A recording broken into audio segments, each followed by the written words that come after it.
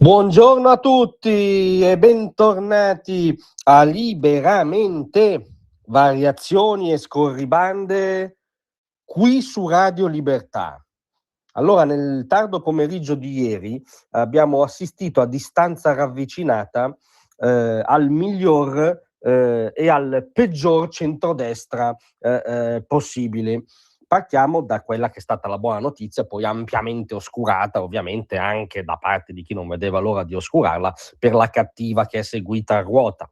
La buona notizia per chiunque viva in questa realtà, nelle strade delle nostre città, nelle piazze delle nostre città, per chiunque soffra un fenomeno che ormai sta diventando endemico, è il disegno di legge che rafforza l'impianto della politica di sicurezza del governo, semplificato ma giustamente, perché si coglie il punto, come pacchetto anti-Maranza, che prevede delle rilevanti misure ritagliate anche e soprattutto su un fenomeno che si sta sequestrando le nostre strade e le nostre piazze, cioè quello di una delinquenza spesso minorile, organizzata in bande, spesso di immigrati o di seconda generazione, siamo alla cronaca, che hanno oramai sdoganato il coltello come ovvietà delle nostre strade e che minano la sicurezza quotidiana dei cittadini.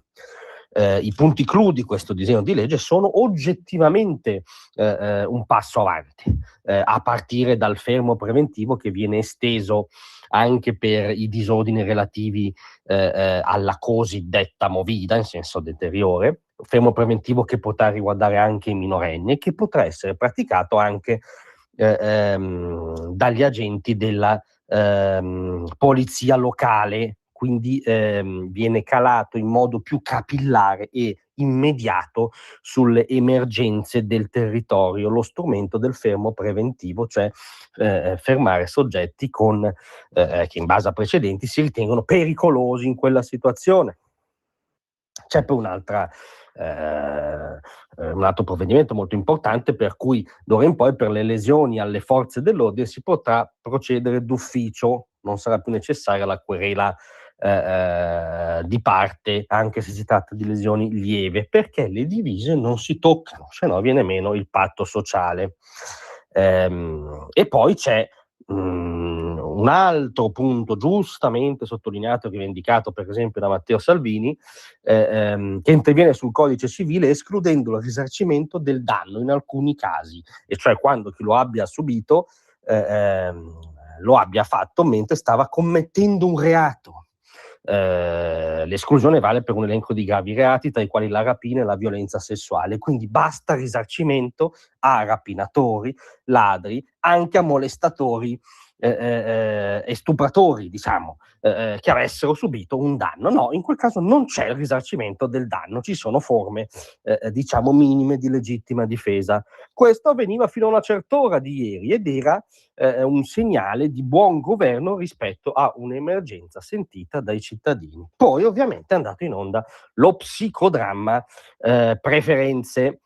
Ormai lo sapete tutti, l'emendamento che introduce una forma soft di preferenze nel marchingegno della nuova legge elettorale è andato sotto alla Camera per un voto, 188 contrari contro 187 sì, ma questo conteggio implica che c'è stata una trentina di cosiddetti franchi tiratori, come si dice ripescando di peso il linguaggio della Prima Repubblica, che hanno sparato, diciamo, contro questo emendamento, non la riforma complessiva, questo emendamento sulla legge elettorale. Sicuramente è stata accumulata una serie di errori, sicuramente non è stata una genialata, per esempio, da parte della Casellati esprimere il parere espressamente positivo del governo e non rimettersi all'aula, quindi aumentando la temperatura politica del voto.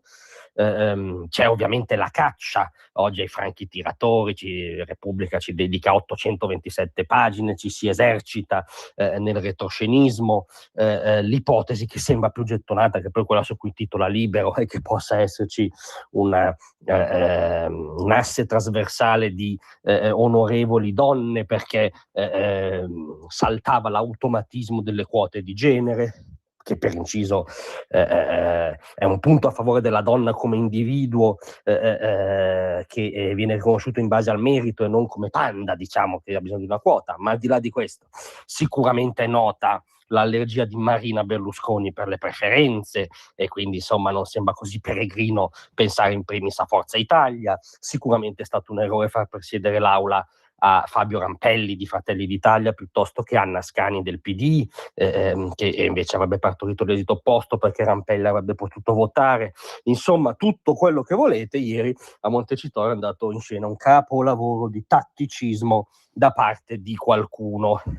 E la domanda ovviamente che contiene già la risposta è: il paese, i cittadini, soprattutto il popolo diffuso del centrodestra, di cosa hanno bisogno?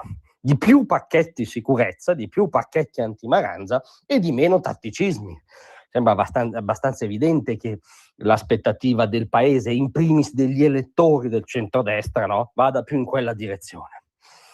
Ora non sappiamo cosa succederà. Da un punto di vista formale il governo non è tenuto a fare niente. Renzi andò sotto sulla legge elettorale più volte. Renzi, che oggi sbraita di dimissioni, salire al colle, andò sotto più volte sulla sua ipotesi di legge elettorale. Ma qui siamo ancora nel tatticismo. Quello che conta è la barra.